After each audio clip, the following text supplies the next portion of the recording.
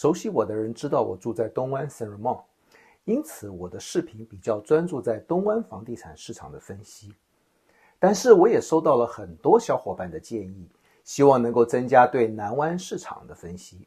因此呢，从这个月开始，我决定加入 Santa Clara County 的数据，这样也意味着视频会比以往更长。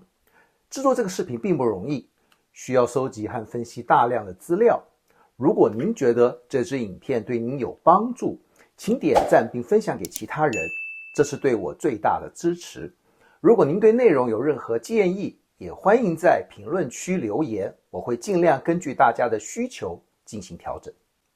那么由于美联储在1月份的会议中没有明确指出何时开始调降利率，因此1月份的抵押贷款利率呈现小幅的反弹，目前30年的利息在 6.5% 左右徘徊。根据 Redfin 的最新数据显示尽管1月份挂牌房屋数量与去年的12月相比略微的增加，但还是远低于去年同期。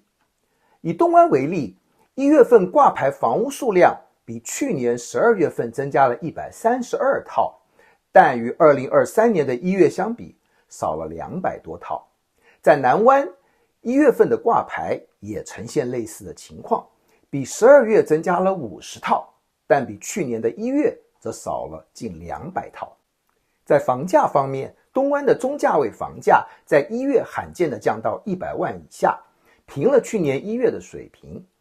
而南湾的中价位房价则是保持在170万，但同比去年1月涨了近20万。成交量方面，东湾地区1月份的成交量持续下滑，只比去年同期多17件。南湾的成交量也呈现连续4个月的下滑，不过比去年1月份增加52单。下面我们就来看看各地区的统计数据，了解目前湾区市场的具体情况。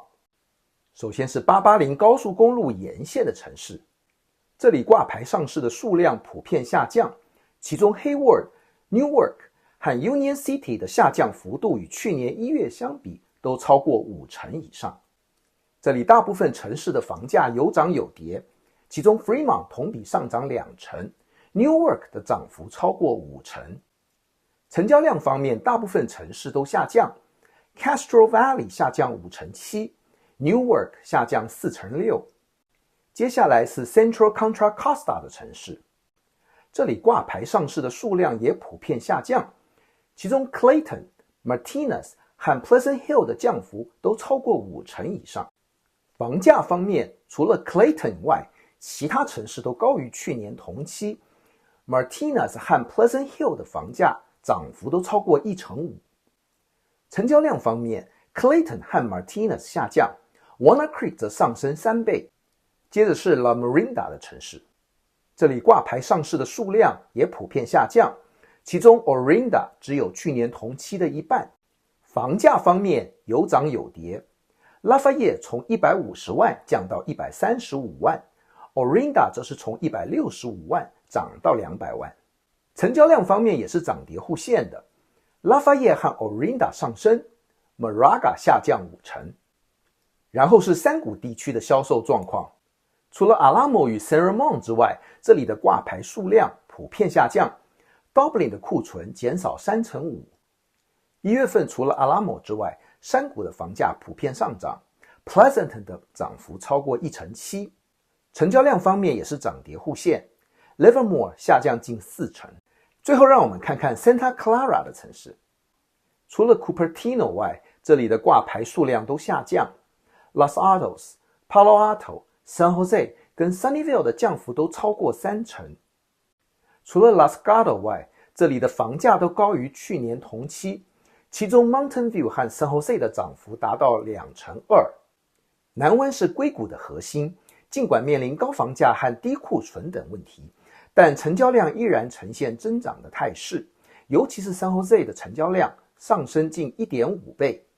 一般来说，1月份是房地产市场的淡季，但东湾33天和南湾19天的挂牌天数呢，都比去年同期缩短，显示出湾区的购房需求仍然强劲。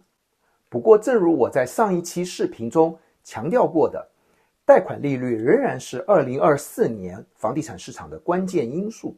虽然利率在1月份有一些回弹，但普遍都期待美联储在6月或7月的会议中宣布开始逐步降息。只有通过降息，才能改善库存不足的问题，提高买家的购房能力。从目前的经济数据来看，房地产市场在2024年将略有改善，但增长的幅度有限。如果您目前还在租房子，但有意在湾区购置房产，现在可能是个不错的时期。您可以在相对较少的竞争中找到心仪的房子，之后随着大环境的改善，再通过重新贷款来降低月供。